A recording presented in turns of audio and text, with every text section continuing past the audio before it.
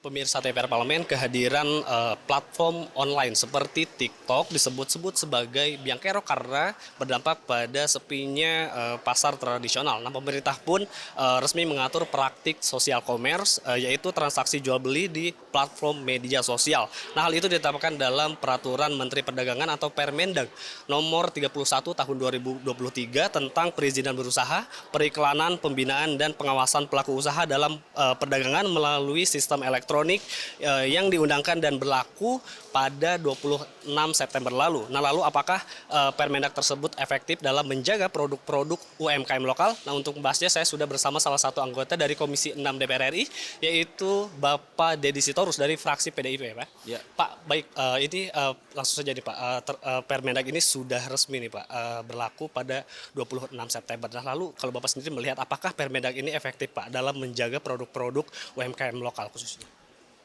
kalau menurut saya dia harus didetailkan, ya ada skema yang jelas. Kalau saya melihat, yang pertama catatan kita bahwa kita tidak mungkin melawan arus perkembangan ilmu dan teknologi, terutama di bidang digital, ya. Jadi itu satu poin. Yang kedua, kita tahu bahwa itu membawa kesempatan atau peluang mendapatkan melakukan usaha bagi banyak orang melalui platform-platform tersebut. Itu juga harus menjadi konsideran. Yang ketiga, harusnya Permendag itu untuk melindungi negara, dalam hal ini pendapatan negara. Ya, lalu kemudian ekosistem industri, manufaktur, dan perdagangan kita. Dan yang ketiga, dia harus melindungi para pelaku usaha kecil, ya, terutama yang berada di pasar-pasar tradisional. Nah, kalau saya melihat ini Permendag masih kurang efektif, masih kurang holistik, masih kurang terintegrasi, ya. Ini kita tahu bahwa menurunnya scale of economy dari pasar tradisional, dari retail, dari mall, ya, itu tidak semata-mata karena hadirnya platform media sosial, tapi memang ini kecenderungan yang terjadi hampir di seluruh dunia. Nah, kalau menurut saya, kita lihat di negara-negara barat yang gempurannya tidak terlalu signifikan seperti kita karena mereka dikasih zona. Ya, kalau kita pergi ke luar negeri, di sana semua retail, toko dengan merek-merek buatan kita sendiri orang datang. Ya, termasuk merek-merek global gitu. Nah, di kita seperti apa? Hanya di pasar. Nah, ini kan harus ada studi dulu yang detail, apakah benar platform media sosial itu yang menyebabkan kehancuran pasar-pasar tradisional, ataukah serbuan impor, ya, dari produk-produk yang murah. Nah, saya melihat itu nggak terlihat di sini. Karena kenapa mereka bisa jual murah? Karena produk masif itu, terutama yang datang dari negeri Cina, itu memang saya bisa mengatakan itu ada politik dumping di sana. Jadi mereka membeli katakanlah 100 pieces, 100.000 pieces. Dia hanya menjual 50.000 pieces, itu sebenarnya sudah untung. Jadi dengan itu dia menurunkan harga habis-habisan sehingga produk-produk kita tidak bersaing, ya, itu jelas sekali. Nah, itu bagaimana? Kenapa itu bisa terjadi? Karena kinerja aparat kita yang terkait dengan menjaga perbatasan kita itu tidak efektif kalau menurut saya, ya.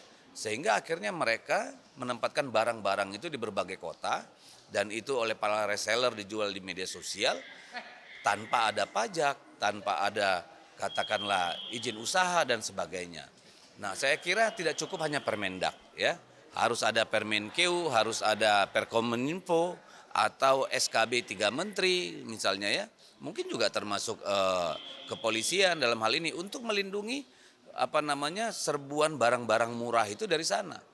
Ya, dari luar negeri, tidak hanya dari China tapi dari tempat lain, ya.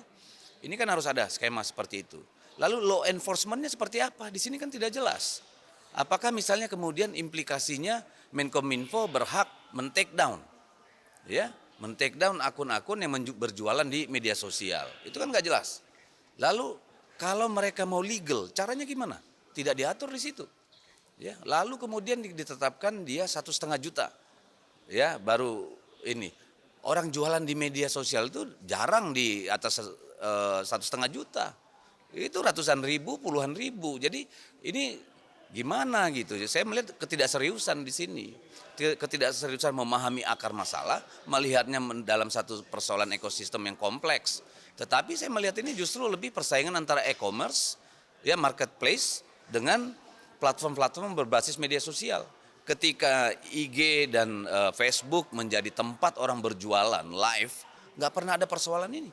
Kenapa sekarang IG, TikTok ini menjadi persoalan besar?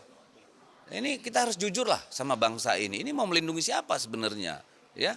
Dan kalau itu dilakukan, ya melarang masyarakat berjualan di platform media sosial, jelas aturannya, ya. Terima kasih Baik. Pak Dedi atas waktunya. Dan pemirsa, demikianlah wawancara saya dengan salah satu anggota Komisi 6 DPR RI, yaitu Deddy Sitorus. Nah, tadi ada beberapa poin yang disampaikan, salah satunya adalah bahwa Deddy ini menilai bahwa Permendag ini masih kurang efektif dan untuk itu harus diatur secara holistik dan komprehensif. Nah, dan juga e-commerce ini juga, tidak bisa diatur hanya oleh satu peraturan menteri, tapi juga harus diatur oleh peraturan-peraturan lainnya. Nah, karena tadi juga Deddy menilai bahwa UMKM ini atau e-commerce ini harus mampu mendorong meningkatnya pendapatan negara dan juga harus melindungi UMKM lokal. Dan demikian yang dapat saya laporkan. Saya Fitian Onilah, kembali ke studio.